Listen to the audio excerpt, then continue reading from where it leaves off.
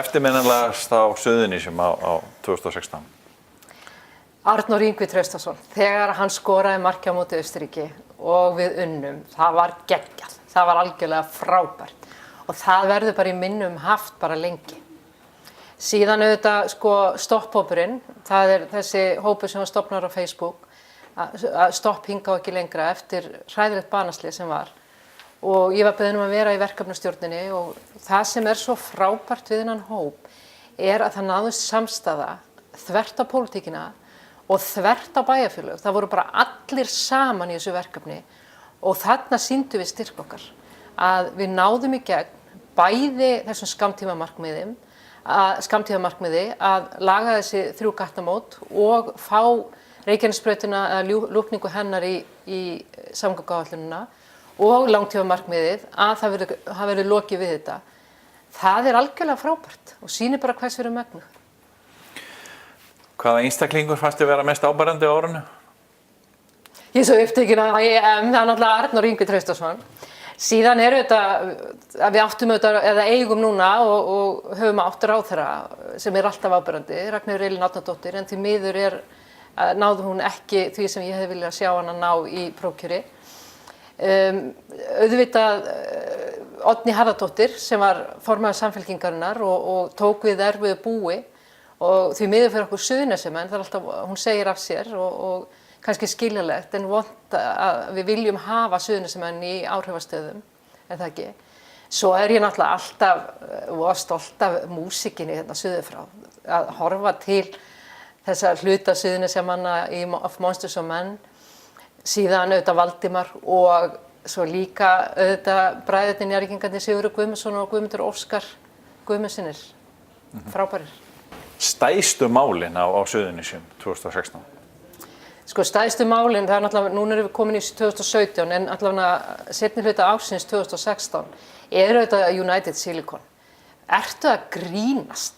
Hvernig er hægt að klúðra svona frábæru svæði?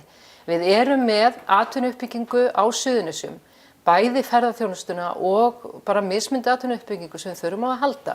Erum þarna með flott svæði í Helguvík, erum að byggja upp. Ég var svo ánægð með í United Silicon. Þeir voru að lofa okkur góðum launum og frábæri vinnuaðstöðu og allt þetta. Þeir bara klúðra þessu og það að mínu mati þá vantar bara þarna virðingu. Það vantar virðingu fyrir umhverfinu, það vantar virðingu fyrir fólkinu og það vantar virðingu bara fyrir samfélaginu. Nei, það er allavega að lágmarka menn beri virðingu fyrir samfélaginu, bera virðingu fyrir íbúum þess og beri virðingu fyrir okkur og umhverfinu. Og ég held einhvern veginn að ef að þeir hefðu staðið sér betur í þessu, að þá hefði þetta ekki orðið eins og þetta er í dag og ég bara lýsi fullri ábyrgð á United Silicon. Þannig að þér fannst þetta langstæðsta máli? Þetta er alltaf stæðsta mál, svo eru þetta mikið af málum sem eru hérna á Suðurnesjum, eða við nefnum ferðaþjónustuna. Þetta er náttúrulega bara sprenging í ferðaþjónustu og gaman að sjá að Suðurnesjamenn eru að horfa á þetta líka sem tækifæri og það er mikil uppbygging hér. Atvinnuleysi náttúrulega verður bara ekki neitt. Það verður bara líka skortur á vinnuafli og innflutningur á vinnuafli og við Njarðvíkingar fundum aldrei fyrir þessari miklu flugumferð, bara endalaust. Og þegar maður er að horfa heilt yfir, ég nefndi stopphópinn áðan, þá er náttúrulega alveg hræðilegt að þessi 3 banaslys skyldu verða á Reykjanesbrautinni. Það er bara, og hérna nálægt okkar byggð. Og vonandi erum við að bæta samgöngur til þess að vonandi koma í veg fyrir svona mál. Suðurnesin á árinu 2017, hvernig sérðu það, þau fyrir sér? Ég horfi alltaf á Suðurnesin sem svæði tækifæranna. Suðurnesin við sáum þetta svo í hruninu, að menn horfðu mikið til Suðurnesina fyrir þar sem tækifærin eru.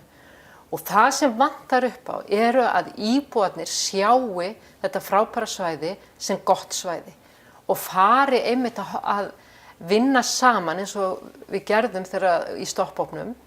Og með því að vinna saman þá getum við gert allt. Innviðirnir eru góðir, sama hvað einhver reynir að segja.